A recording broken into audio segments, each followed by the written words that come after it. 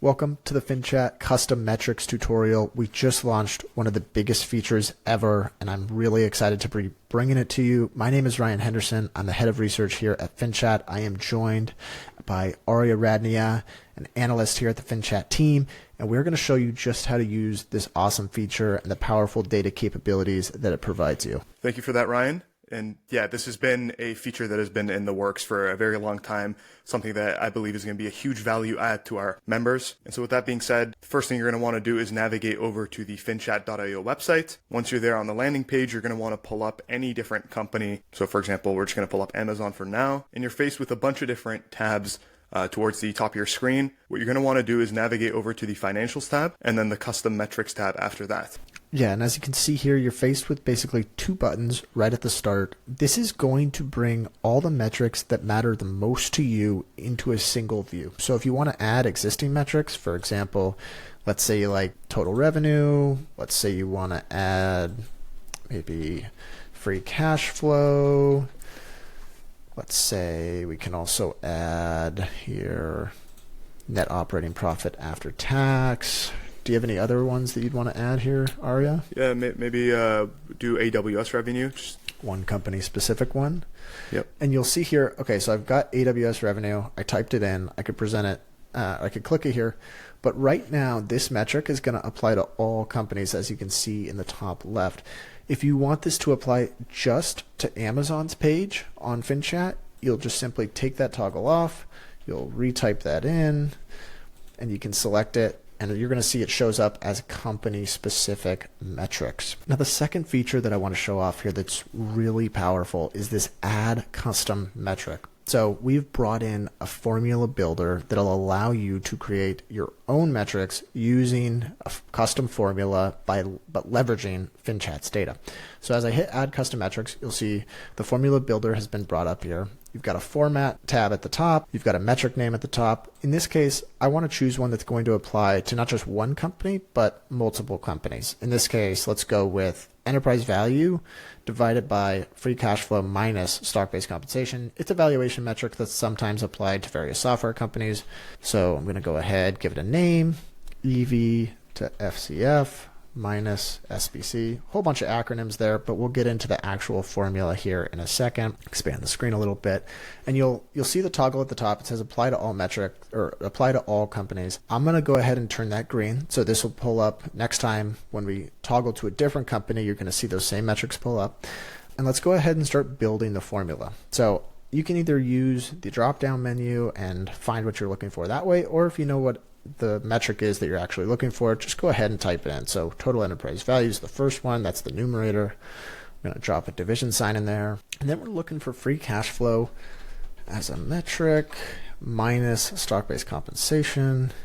Now I'm kind of flying through this because I know what I'm looking for, but if you're exploring different metrics, I recommend navigating this drop-down menu and trying to find exactly the metric you're looking for. There might be some duplicates in there. There might be line items that are on both the cash flow or the income statement. So go ahead and select the one that works best for you. In this case, there's a lot of different terms with stock-based comp, so let's go ahead and grab it from the cash flow.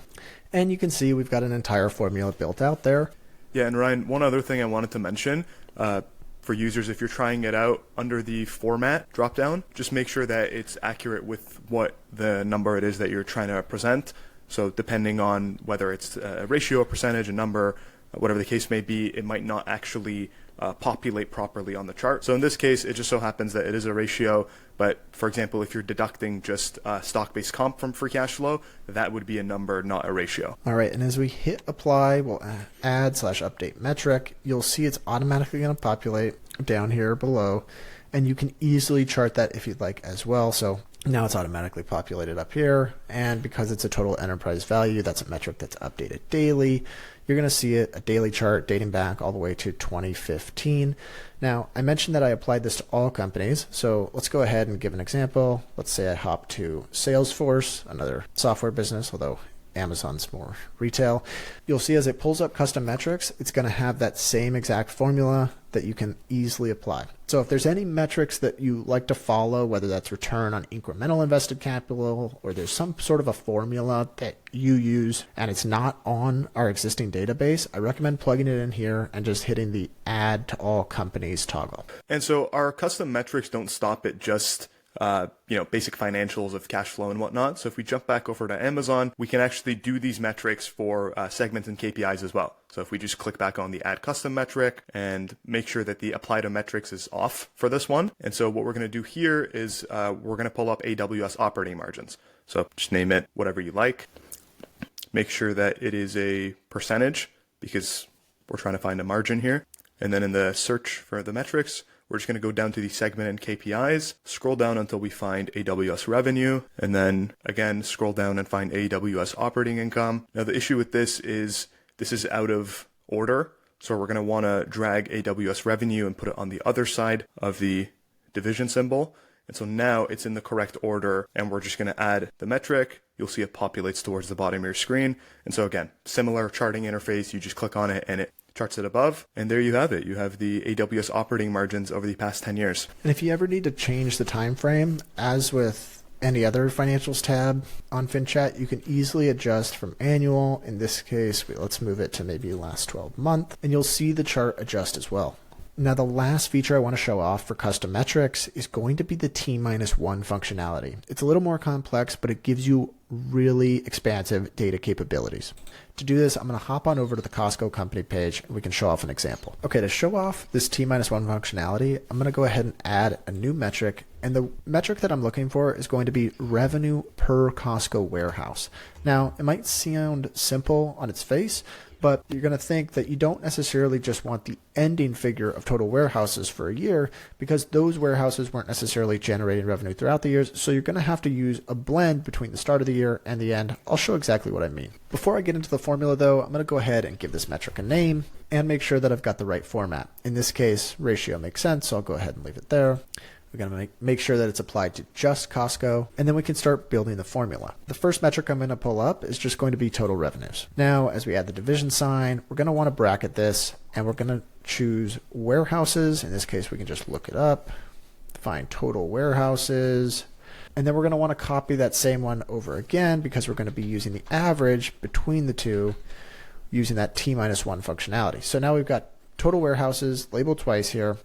To get the average of warehouses throughout the year, what we're going to do is we're going to add the two and then divide by 2. And to do that, you're going to need to pull in an integer. So you can choose the number that you want to add. In this case, I'm going to add 2. Got to add a couple extra parentheses here real quick. Drag those on over. And now for the last part, you can see there's a little drop-down menu above total warehouses. So I'm going to click that and I'm going to select T-1. What this is doing is it's taking the latest total warehouse figure, adding the total warehouses from a year ago and dividing by 2. So in this case, it's bringing in the average. So it's going to be the total revenues for the year divided by the total average warehouses during the year. As I hit add or update metric, it's going to bring it up. And once again, it's very easy to chart. You can see that Costco is generating on average $292 million per warehouse each year. That's going to do it for the FinChat custom metrics tutorial. The possibilities of custom metrics are virtually limitless, so I recommend testing it out, toy around with the formula builder, build some formulas of your own, and find some metrics that matter the most to you. Thank you all for tuning in. If you have any questions, please feel free to reach out through our Help Center.